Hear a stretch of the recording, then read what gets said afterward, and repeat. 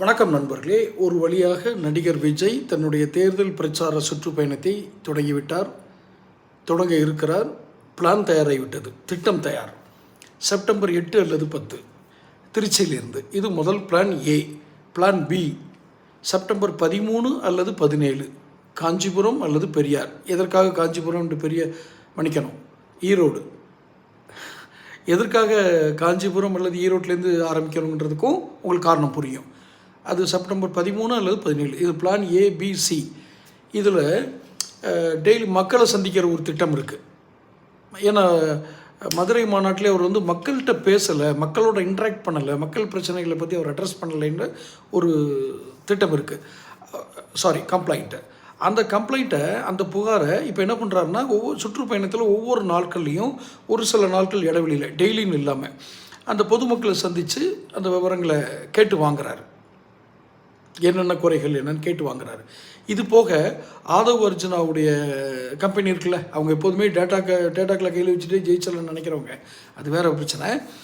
Aadhav அர்ஜுனாவுடைய team என்ன பண்ணியிருக்காங்கன்னா, ஒவ்வொரு மாவட்டத்துலேயும் அங்கே என்ன லோக்கல் பிரச்சனை இருக்குங்கிறத கேட்டு வாங்கியிருக்காங்க. இது போக மாவட்ட செயலாளர்கள், இப்போ அவர் ஆரம்பிக்கிறது திருச்சியில் ஆரம்பிக்கிற நினைக்கிறேன்னா, திருச்சியை சுற்றி இருக்கிற மாவட்ட செயலாளர்கள் எல்லாரும், திருச்சி மாவட்ட செயலர் எல்லாருமே அந்த மக்களுடைய குறைகளை ஃபைல் அனுப்பணும் அப்படின்னு சொல்லியிருக்காங்க.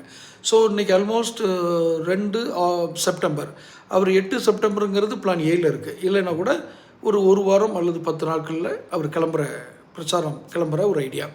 இதில் என்ன அப்படின்னா, வெறும் மக்கள் நல பிரச்சனைகள், மக்கள் குறைகள் என்ன, இவைகளை மட்டும் இல்லாமல் அந்த லோக்கல் மினிஸ்டர்ஸை கடும் தாக்குதல் நடத்தணும். கடும் விமர்சனம், தாக்குதல்னால் அடிதடி இல்லை, கடும் விமர்சனம் பண்ணணும்.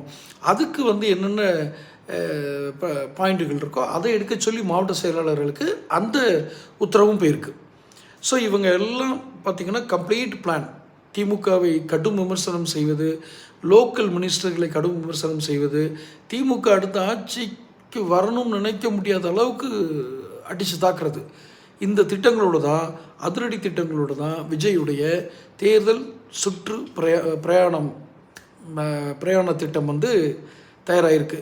இது டிசம்பர் வரைக்கும் நீட்டிச்சு கொண்டு போகிறாங்க. ஏன்னா ஒரு டிசம்பருக்கு அப்புறம் இவங்க பிளான் மாறுது.